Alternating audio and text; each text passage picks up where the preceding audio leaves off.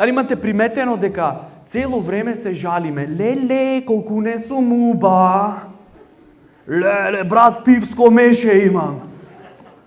Леле, човече, не можам да мрднам. Значи, до на продавница да појдам, ме мрзи. Тој те мрзи. До на продавница да појш те мрзи. Значи, тело што е создаено за да освои олимписки медал во 450 метри на 600 пречки, ти го користиш за да појш до на продавница и то те мрзи. Па тебе не треба да ти дае тело на човек, тебе треба да ти дае тело на фока. Фала, овие со гратиси се.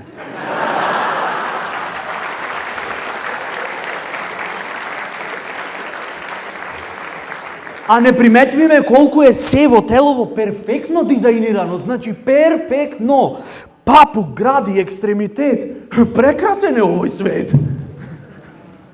До толку е перфектно што дури и да е во екстремна форма, значи да е екстремно дебело, 150 кила. Пак човече се држи само себе си. То за мене е показател колку природава е толерантна. Ние приметвиме дека телово е перфектно само кога пуштиме фешн. Да не беше фешн, немаше да приметиме. Да не беше фешн, Скарлет Јохансон може да помини до тебе и ти пак да реагираш кога да си видел просечна тетка на туристичка што издават смештај.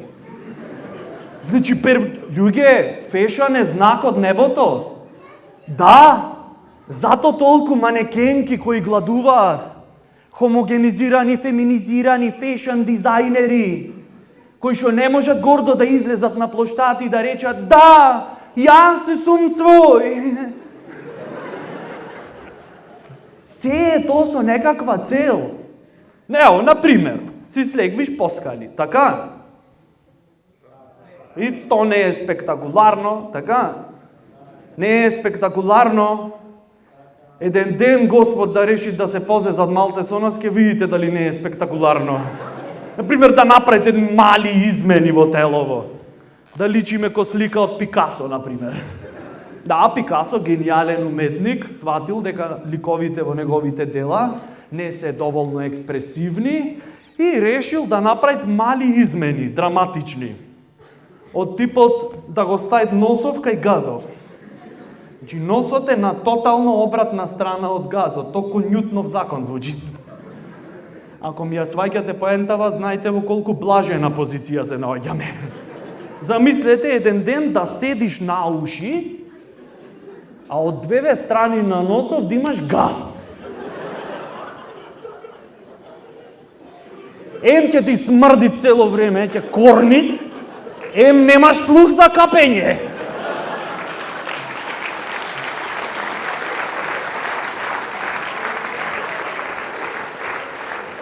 Или да продолжи понатаму, место кај што се нозеве, да стави раце и обратно.